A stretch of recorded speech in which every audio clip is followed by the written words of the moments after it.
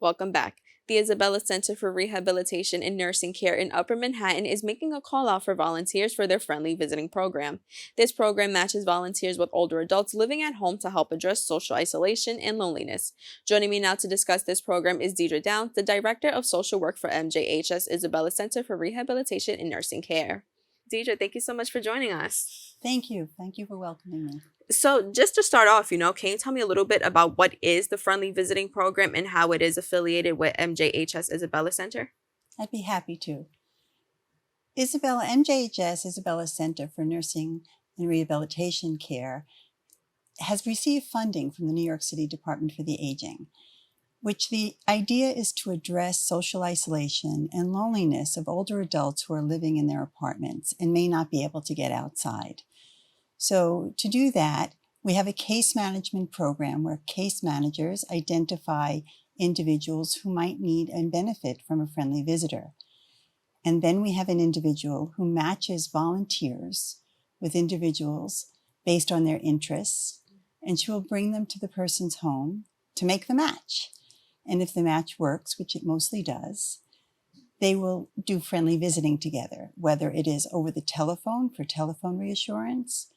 During the pandemic, it was over video and video chats with people learning to use video, or else it can be in person, which is the bulk of the visiting program. Yeah, like you just mentioned, during COVID, I feel like everybody experienced social isolation. And I don't think we really realize that this is how a lot of the elderly, unfortunately, this is what they deal with. So in regards to social isolation, can you tell me why a program like this is needed? It's an important program because all of us are social by nature and need to be connected to other people. For older adults, a lot of their social world has changed based by people passing away, no longer working, and physical changes that don't allow them to do the things they used to do. So they may find themselves alone in their apartment. When we have a friendly visiting program, this person comes to them and they find mutual things to talk about and engage in. And it helps to decrease the isolation, the loneliness, and it benefits both persons involved. And can you tell me, what are some of the rewards from a program like this? There are many rewards. Some of the reward is simply, we have a social contract to be part of a community and to care about the community we're involved in. MJHS Isabella Center for Rehabilitation and Nursing Care has long cared about the community and those around us. So when we do this, we help volunteers who are looking for something to enhance their lives, and they're met by older adults who can share with them and teach them. I'll tell you a recent really great success story. So our matchmaker, as we call her, had a young 18-year-old gentleman who was he's thinking he's going to be a psychologist or a social worker, he's not sure, but he wanted to get a little experience. And he asked to be a friendly visitor. Perfect, he speaks Spanish. We are desperate for people who speak Spanish and for some people who speak Russian based on the population around us. She interviewed him, and he talked about his wanting to learn to cook and that he also is very good in the internet and computer science.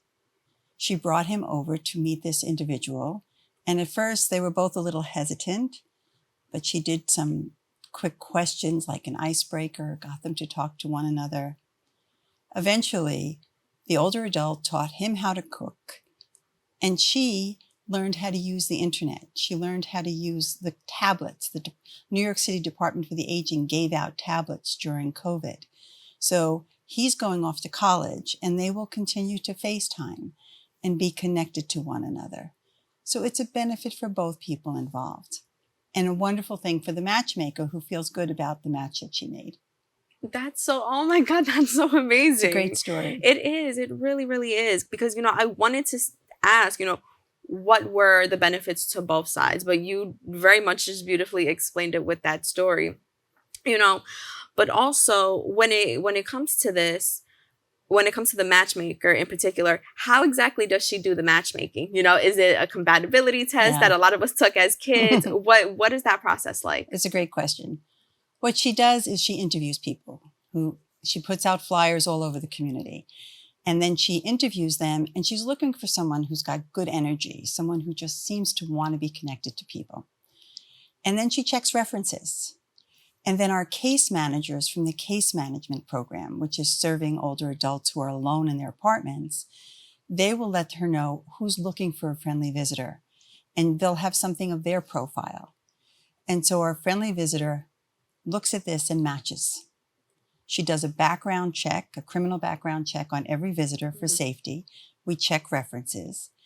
And then she brings the individual to the home to do an in-person match. And the New York City Department for the Aging has provided this icebreaker game just to help, if you've gone to events where you had to answer silly icebreaker questions, but then the room starts all talking to one another. It's very similar. She gets the two people talking to one another, and she sees if this is going to work or not.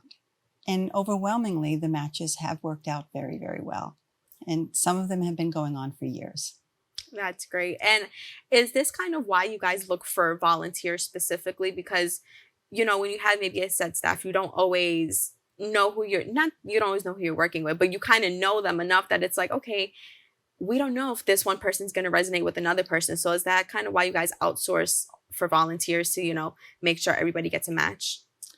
We look for volunteers because we want people to be matched. We also know there are people out there that want to volunteer and are looking to do something. So we're just trying to do a wide net to see where we might find people who are interested in volunteering. We have volunteers in our nursing home.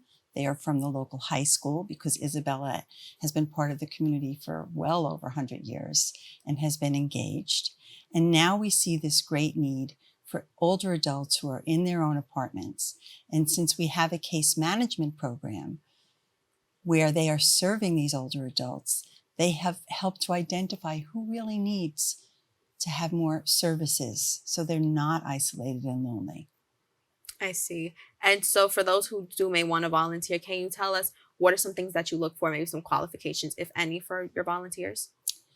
We look for someone who is interested in meeting with someone, who has time to spend, that this is a commitment, that they're not going to come in for, 3 weeks and cut out. Mm-hmm. So we do our best to ask those questions. Are they willing to make a commitment? Have they been engaged in any kind of programs before? What is their interest? And then as I said, we vet them very carefully, and we spend the time doing some training. We will teach them about dementia. We will teach them about some of the chronic illnesses that older individuals face so that they're prepared for changes, and also so that if they go into someone's home and they notice something is off, that they're going to notify the case manager who's going to do a wellness check then. So it's all part of a comprehensive program. Mm-hmm. Yeah, and I think that's really important because not only are you getting that social aspect, but you are getting that safety aspect as well. So aside from, the training and kind of the curriculum that you mentioned, what should they expect when joining this program? One, I think they should expect to have a good time. They should expect that they're going to be interviewed, that they're going to have their references checked. We always tell them we're going to do the criminal background check. And we always tell them that we're going to bring them to the home to introduce them to the older adult. And then we also introduce them to the case manager so that they know who the person is that's following up on this individual regularly.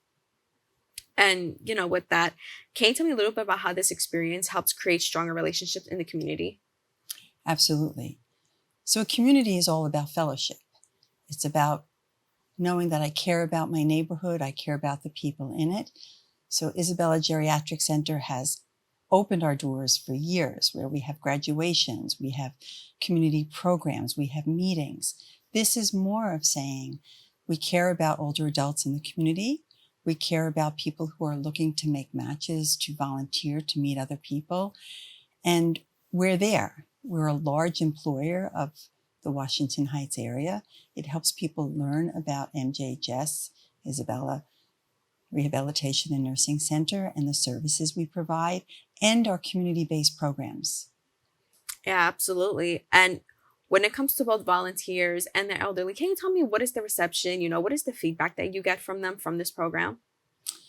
So from the volunteers, we get a lot of thank you. I was nervous before I was going to go in. I didn't know what to expect. What am I going to talk to this older person about? To finding that they found a nice relationship. There's two we've matched who are both photographers. They've shared their expertise. They've shared their professions together. From the older adult, family is one relationship. Having someone new in your life that you're meeting and learning about them, it's a sense of excitement, a sense of exploring new parts of yourself. And the older adult looks forward to seeing the volunteer come over or talking to him on the phone. So it's been a win-win for everybody. That's amazing. And I know you did mention a time commitment. What are some other things that volunteers should keep in mind when signing up for this program? Yeah, I would say that that the older person is looking to connect with them. That idea of being respectful. You're going to call somebody before you go over. You're going to make appointments, and that you know your boundaries. And that's part of what is taught in the training before they go in to what is their role. And their role is to be a friendly visitor. And anything beyond that they're going to refer to the case manager, who's going to step in as a social work professional and help where needed. I think that's amazing. And Deirdre, I have to go back to that story that you mentioned earlier. I think it was so beautiful, and I think it shows just how beneficial this program is. Sometimes a lot of people don't see it as you both can learn something. They see it as, okay, well, a volunteer is going to help, to kind of spend some time, but you don't see anybody, they may not seem to be getting anything out of that. So I really thank you for sharing that story. And more importantly, I thank you for sitting down with us today. Thank you for having me here. I would like to say, if anyone's interested in volunteering, or if there's an older adult who needs case management, please go to MJHS.org or call 212-342-9735. Thank you very much. Thank you so much. So again, if you would like to learn more about this program, please go to their website at www.mjhs.org.